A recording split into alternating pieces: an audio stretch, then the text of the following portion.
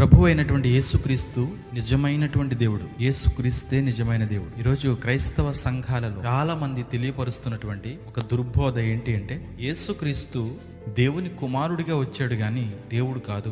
యేసుక్రీస్తును దేవుని కుమారునిగా ఒప్పుకోవాలి, ఆయనను దేవునిగా ఒప్పుకోవడానికి వీల్లేదు అని చాలా మంది భయంకరమైనటువంటి దుర్బోధన తీసుకొచ్చినటువంటి ప్రజలకు బైబిల్లో నుంచి కొన్ని విషయాలను తెలియపరచాలని చాలా ఆశిస్తూ ఉన్నాను. ఎందుకంటే యేసుక్రీస్తే నిజమైన దేవుడు అని బైబిల్ ఖచ్చితంగా తెలియపరుస్తూ ఉంది. యేసుక్రీస్తు దైవత్వము చాలా గొప్పది, ఆయనే దేవుడు, ఒప్పుకొని తీరాలి. ఒక్కొక్కటిగా మీకు నేను తెలియపరుస్తాను. ప్రతిదీ కూడా క్షుణ్ణంగా లేఖనాలను పరిశీలన చేద్దాం.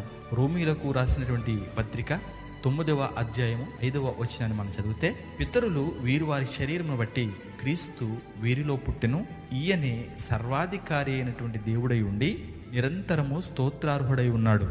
ఎంతో చక్కని వివరణ దేవుడు మనకిచ్చాడు. అంటున్నాడు, ఈయనే సర్వాధికారి అయినటువంటి దేవుడై ఉండి. ఎవరిని గూర్చి మాట్లాడుతూ ఉన్నాడు? ప్రభు అయినటువంటి యేసుక్రీస్తుని గూర్చి. చాలామంది ఏమంటారంటే, ఇప్పుడు అయ్యా యేసుక్రీస్తు తనను తానుగా దేవుడు అని చెప్పుకోలేదు. అపోస్తలుడైనటువంటి పౌలు గారు చెప్పారు. యేసుక్రీస్తు ఎక్కడైనా చెప్పుకున్నాడా అంటే ఖచ్చితంగా ఆయన కూడా చెప్పుకున్నారు. అది 2వ భాగంలో మనం చూస్తాం. అయితే పౌలు గారు తన స్వచిత్తముతో లేకపోతే తన సొంత చిత్తముతో రాయలేదు. దైవావేశము వలన కలిగిన లేఖనములవి దేవుడు రాయిస్తేనే అపోస్తలుడైన పౌలు గారు రాశారు. దేవుడు రాయిస్తేనే రాశాడు. ఆదికాండం మొదలుకొని ప్రకటన గ్రంథం వరకు వారి సొంత ఆలోచనలు బట్టి రాయలేదు.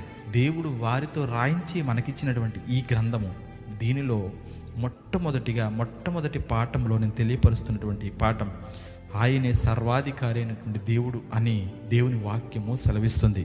నమ్ముదాం, క్రీస్తును నమ్ముదాం. ఒక్కొక్క పాఠాన్ని మనం ముందుకు తీసుకుని వెళదాం. దేవుడు మిమ్మల్ని దీవించును గాక. చూస్తూ ఉండండి, అనేక మందికి షేర్ చేయండి. ఎందుకు అంటే అనేకమైనటువంటి దుర్బోధలు సంఘాలలో విపరీతంగా ప్రాకుతూ క్రీస్తు యొక్క దైవత్వాన్ని చిన్న చూపు చూసేటట్లుగా చేస్తూ ఉన్నాయి. కాబట్టి అలాంటి పరిస్థితుల్లో మనం ఉండకుండానట్లు కళ్ళు తెరుద్దాం. ఆయన సర్వాధికారి అయినటువంటి దేవుడు నిరంతరము స్తోత్రార్హుడై ఉన్నాడు. ఇంకా అనేక ప్రశ్నలతో మనం మళ్ళా కలుద్దాం. దేవుడు మిమ్మల్ని దీవించును గాక.